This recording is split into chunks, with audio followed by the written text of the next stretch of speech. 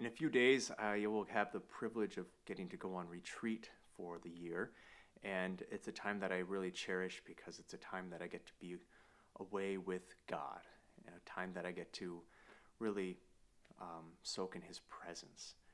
And something I've noticed that when I come back sometimes from retreat, people will tell me, like, oh, you seem different. Or I've seen that a lot with other people when they go on retreat, that it's like there's a certain level of peace that's there that wasn't there before, that somehow they have changed, that they don't get so worked up about things in this world anymore, at least for some time.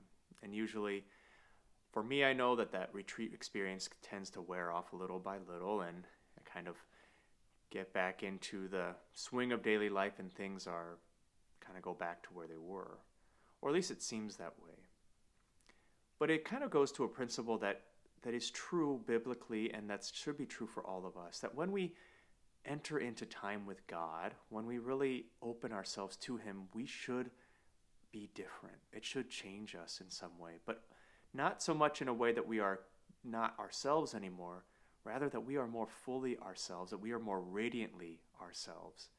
Just like today when we hear that Moses goes into the presence of God and he speaks with Him, and when he comes out, his face is shining.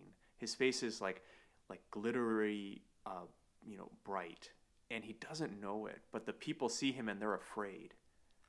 Sometimes when we have experiences with God and when our lives have changed and we start to see things in different ways, the people who know us or who have seen us before and don't know that experience, they might tend to be a little afraid or put off by that because they don't understand what's happening.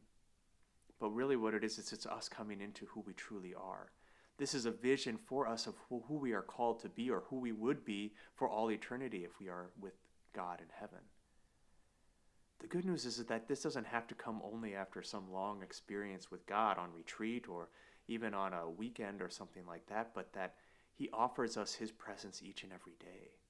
The trouble is that we tend to put other things first, or we tend to cut our time short and not give ourselves the time that we need with Him. Are you changed by your time with the Lord?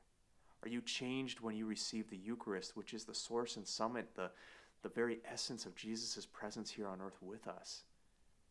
Let's ask the Lord today to truly take the time to be with Him and to be changed by Him, that we might look different, even if it might be a little bit scary for others or scary for ourselves, because that is who we're called to be. We're called to be transformed and really to look like God here on earth. That's our calling as Christians. Let's ask the Lord for that grace today so that we might radiate His presence to others.